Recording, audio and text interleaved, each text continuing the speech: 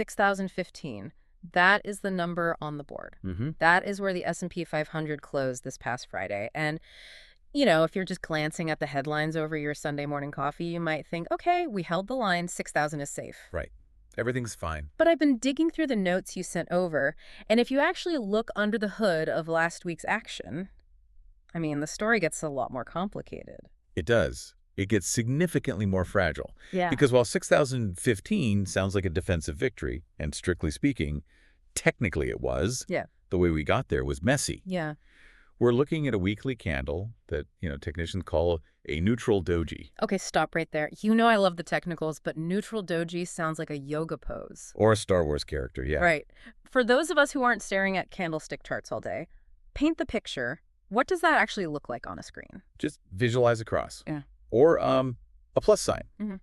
The market opened on Monday, and it closed on Friday at almost the exact same price. But in between, we traded wildly up and down. It represents this massive battle between buyers and sellers where absolutely nobody won. A stalemate. A complete standstill. Right. It's the market just shrugging its shoulders. But with a lot of tension behind it. Exactly. High tension. We saw January's momentum run explicitly into a wall of horizontal resistance. Sure, the buyers stepped in to defend the 20-day moving average, which is what you want to see. Right, in a healthy trend. But the upside conviction, it is completely absent. It really felt like everyone was waiting for someone else to make the first move. That is the perfect way to describe it. Institutional desks are in a classic wait-and-see posture. And even though the monthly close for January was positive, Friday's tape told a different story. Heavy profit-taking. Heavy profit-taking in those overextended momentum names. The stuff that has been flying high finally hit some turbulence. So let's reset the deck. It is Sunday morning, February 1st, 2026. The markets are closed. And our mission right now is to prep you for the opening bell tomorrow morning. Because we aren't just looking at a regular trading week here. We are walking into a minefield of data. This is what we call an execution week. The whole soft landing debate is over. Now the market demands proof. Let's start with the damage report from last week. We mentioned the S&P holding 6,015. But looking at your charts, I'm seeing some cracks in the foundation, specifically in tech. Yeah, while the S&P is sort of hugging that primary trend line from Q4 of last year, barely breathing, mind you, the NASDAQ is showing real weakness. How so? The NDX failed to reclaim its 20-week moving average. That is a significant technical failure.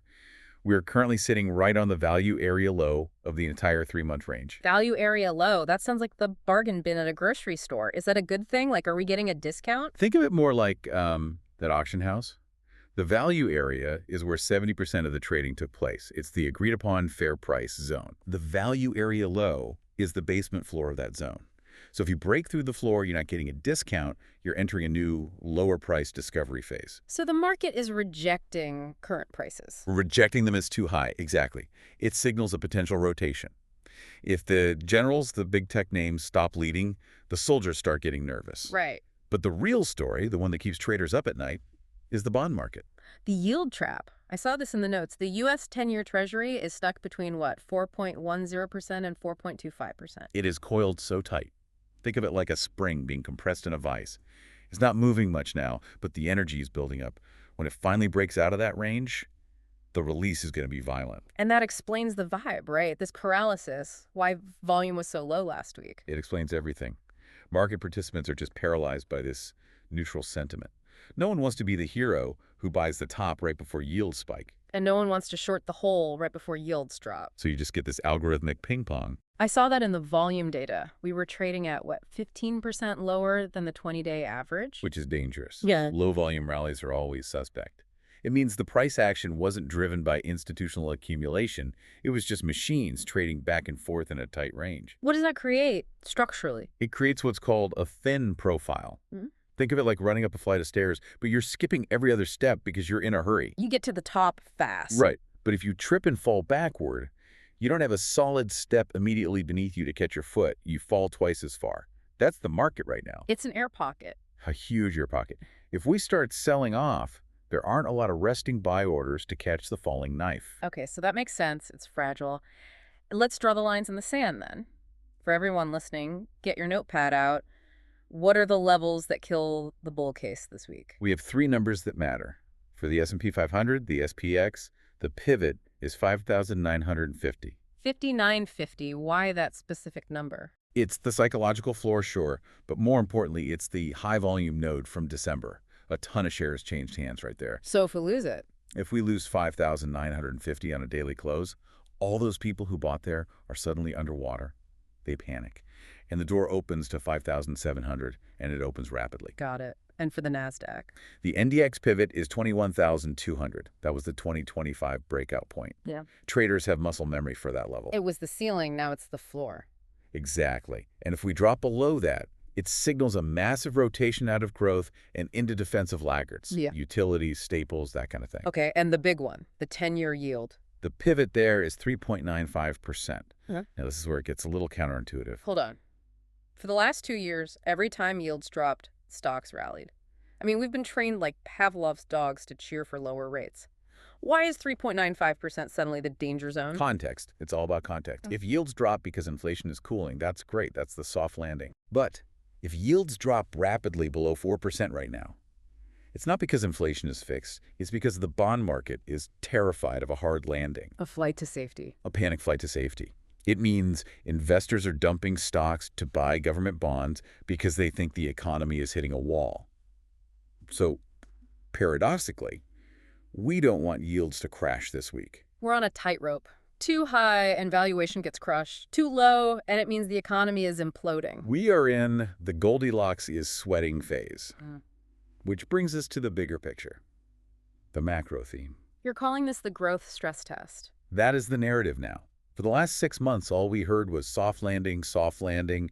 Well, the market has priced that in. That debate is over. We're in the execution phase. Exactly. Investors don't care about the Fed's dot plot as much as they care about tangible margins. Yeah. It's not just about cost cutting anymore. You can't fire 1,000 people and call it growth. You can't shrink your way to greatness. No, you can't. Investors want to see margin expansion, top-line growth. And because volatility is so coiled, any deviation from perfect guidance is being punished severely. And we're seeing some interesting shifts in who is holding the bag right now. The COT data showed hedge funds are backing off, but there was a specific term in there that caught my eye: cash and carry. They are migrating into cash and carry basis trades. Wait, unpack that. Cash and carry sounds like I'm buying a sofa on Craigslist. What are the hedge funds actually doing? It's essentially an arbitrage play. It sounds complex, but the concept is simple. They buy the actual stock, say the S&P 500 basket, and then they simultaneously sell the futures contract against it. Okay. By doing that, they lock in the difference in price, which guarantees them a risk-free yield. It's like a synthetic interest rate. So they're manufacturing a safe return. Why does that matter to me as a regular investor? It matters because of the intent. If hedge funds, the so-called smart money, are doing this, it means they aren't betting on the market going up. They are just using the stock market as a place to park cash and earn a yield. So a complete lack of conviction. They've stopped betting on the upside. And the commercials, the really big money, they're aggressively hedging, buying insurance against a vol spike.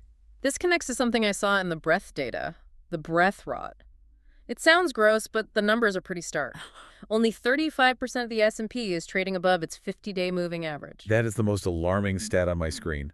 I mean, think about it. The index is only 2.5% below its all-time highs. It looks healthy on the surface, but nearly 2/3 of the stocks in that index are in a downtrend. It's top-heavy. That's the definition, top-heavy. It's like a skyscraper, where the top floors are luxury penthouses, but the foundation is turning to sand. It sets up for a nasty scenario you outlined, the pain trade. Walk us through the false breakdown. Okay, this is the scenario that catches everyone off guard. Retail sentiment has shifted wildly from, to the moon to doom in just 10 days. Everyone is now waiting for a 5% dip to buy. The buy the dip crowd is sitting there with their limit orders ready. And the market rarely rewards the consensus that easily. The pain trade here involves maximum frustration. Picture this. It's Tuesday or Wednesday. We get a sharp, scary flush. We break the 200-day. We slice right through that 5,950 support we talked about. Which triggers all the stop losses. Exactly. Retail traders panic. Oh no, the crash is here. They sell. They get stopped out. The weak hands get washed out completely. And then, when everyone turns bearish, The V-shape. a massive V-shaped recovery. The market rips higher, leaving the wait for a dip crowd sitting on the sidelines with cash, having sold the bottom. That is the pain trade. Brutal. But charts don't move in a vacuum. We need a catalyst. And looking at the calendar, we have about 4 different lit matches ready to drop on this pile of dry kindling. We're transitioning from earnings focus to macro reality. This week is the labor market litmus test. It starts tomorrow, Monday, ISM Manufacturing. Monday, February 2nd. ISM Manufacturing, PMI. But don't just look at the headline number.